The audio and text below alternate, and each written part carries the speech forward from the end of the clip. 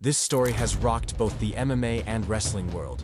An indie show gone completely off the rails, a brutal assault caught live on stream, Rampage Jackson's son at the center of it all, and now even Mr. Beast stepping in with an unbelievable offer.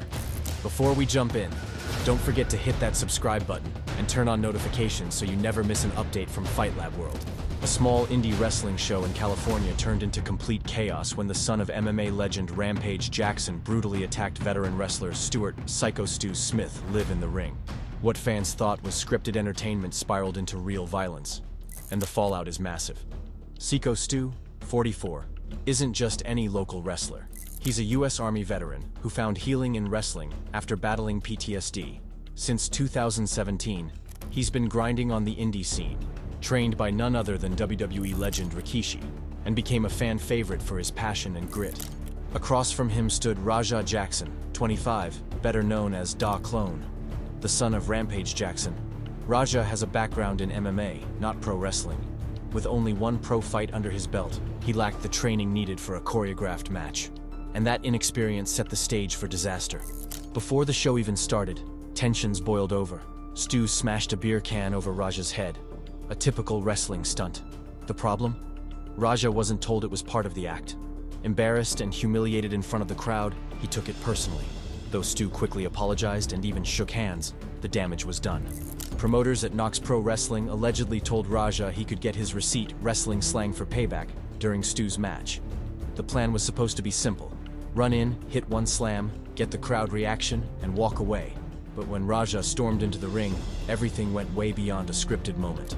At first, the fans cheered as Raja hoisted Stu and slammed him to the mat.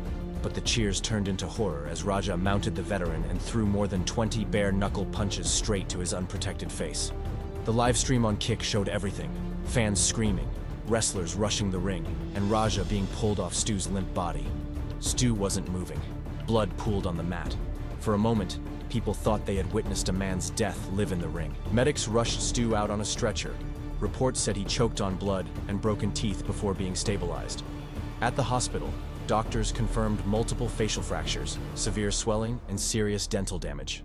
Amazingly, Stu regained consciousness the next day. His brother updated fans on Facebook, writing, "Thank you for the love and support. Stuart is conscious and does have some recollection of events from the day of the attack.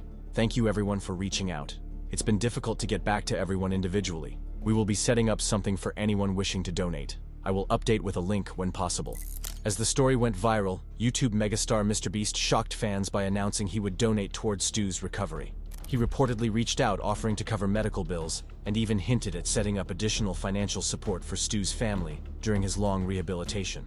This gesture turned global attention onto the story, adding another wild twist to an already insane situation. Meanwhile, Raja fled the scene. His Kick streaming account was banned almost instantly, and LAPD opened an investigation into possible felony assault. Legal experts say if charges stick, prison time is very possible. Quinton Rampage Jackson later issued a statement, apologizing to Stu and the wrestling community. He admitted his son should never have been in that ring, especially after recently suffering a concussion, and condemned Raja's actions. Still, many fans weren't buying it, accusing Rampage of making excuses while his son nearly killed a man on livestream. Rampage also revealed to TMZ that he's now receiving death threats, saying, "All I can say is a lot of people giving me death threats, stuff like that. Like I'm a puppet master calling me a bad father. It's uncalled for. Anything I say gets twisted." While thousands online called for Raja to be locked up, UFC middleweight Sean Strickland offered a different perspective. He argued against prison as the solution, sharing his own story. "Prison should always be a last resort. I was arrested at 19 for 2 felonies, a GBIS. I would have spent 5 to 6 years in prison if the DA had its way. After 6 years in a cell, coming out with nothing, being indoctrinated with gangs and violence, I guarantee I would have someone." There was one guy telling me about how he picked up a murder charge, and I remember being pressed by him. That would have been my future. Instead, I pled and took 100 days jail or work release, a ton of anger management, and a decent amount of victim restitution. After a miserable 2 years of court. Luckily, a lawyer took my case for free because I didn't have a dollar to my name. Bottom line is, it's not about the person in prison. It's about who they become when they're out of prison.